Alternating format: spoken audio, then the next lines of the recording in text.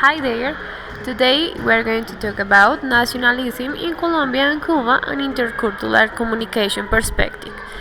Our member groups are Samantha Jimenez and Carol Gonzalez. So, welcome to our project. To approach our project, we choose Independence Day taking into account two Latin countries, Colombia and Cuba, which have integrated different social activities throughout history that have marked and given identity to each country. In this way, we will be able to visualize two different perspectives, which will help us to better understand the communicative and intercultural dynamics. En Cuba fue un tránsito o el ejercicio que se logró después de un proceso de guerras de aproximadamente unos 10 años o antesito. Este proceso terminó pues supuestamente el 24 de febrero de 1895. La guerra de independencia tuvo como líder intelectual al apóstol cubano José Martí. Él fue el que ideó la estructura, la estrategia de independencia.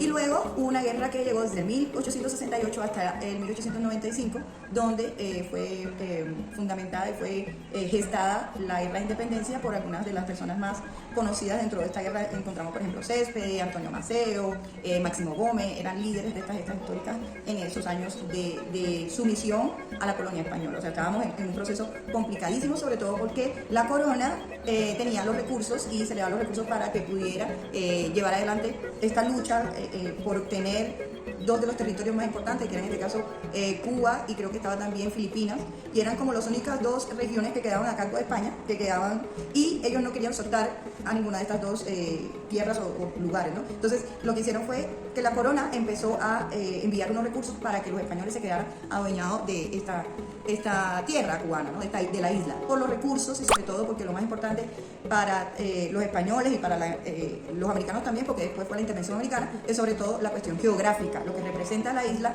dentro de la región del Caribe. Por su posición geográfica eso lo hace estratégica y valiosa en aquella época para los hacendados y para la corona de manera general, sobre todo porque habían grandes producciones de azúcar, porque habían riquezas que ellos estaban sacando de Cuba y que necesitaban. Y esto trajo mucho conflicto, pues claro, con los nativos, con las personas que estaban dentro de la isla y que no entendían y no favorecían como esa conquista y además esa extracción de sus recursos hacia la corona española. Listo. Muchas gracias. ¿Tú celebras el Día de la Independencia? Durante algunos años en Cuba, cuando era pequeña, celebraba el Día de la Independencia. Después realmente dejó de ser significativo para muchos cubanos, sobre todo para los que hemos ido emigrando. Pues entonces se ha perdido como ese sentimiento de querer celebrar el Día de la Independencia, porque de alguna manera sentimos que en Cuba todavía no podemos contar con una independencia real. O sea, después de la consolidación de la independencia por los españoles, llegó la intervención americana en el 1900. Después pues vinieron otros procesos supuestamente revolucionarios, pero que al final no ha dado una verdadera independencia del pueblo cubano. Entonces, en ese sentido, siento que se ha perdido como ese deseo de querer celebrar la independencia. ¿Y cómo celebran el Día de la Independencia? Sí, yo recuerdo que cuando era pequeña lo celebraban sobre todo en los colegios, ¿sí? No es un día que se celebre de pronto como el día 4 en Estados Unidos, que se hacen grandes fiestas, que se hacen... No, también pues estamos hablando de un país donde los recursos escasean como para poder hacer esa festividad. Realmente las personas no es que celebren, ni tampoco se celebra en familia, ¿no? En familia celebramos el Día de la Madre, el 31 de diciembre, pero ese tipo de festividades realmente quien tiene control ahí es el gobierno de cómo, y más bien es en las instituciones educativas, como para que los chicos también recuerden que ese día fue importante, que fue el Día de la Independencia, pero no hay una festividad mayor en ese sentido. Muy sencillo. Listo, muchas gracias, profe Yajaira. Con gusto.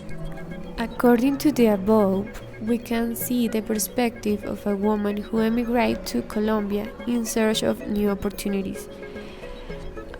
Being Cuba a country full of resources, but with bad governments, who have not known how to manage the country and also forcing its inhabitants to misappropriate their native cultures and have more globalized perspective in relation to the United States. On the other hand, regarding the celebration of Independence Day in Colombia, it is not very far from what Yajaira mentioned, although they are different experiences and cultures. We consider that Colombia has lost that sense of belonging to that day.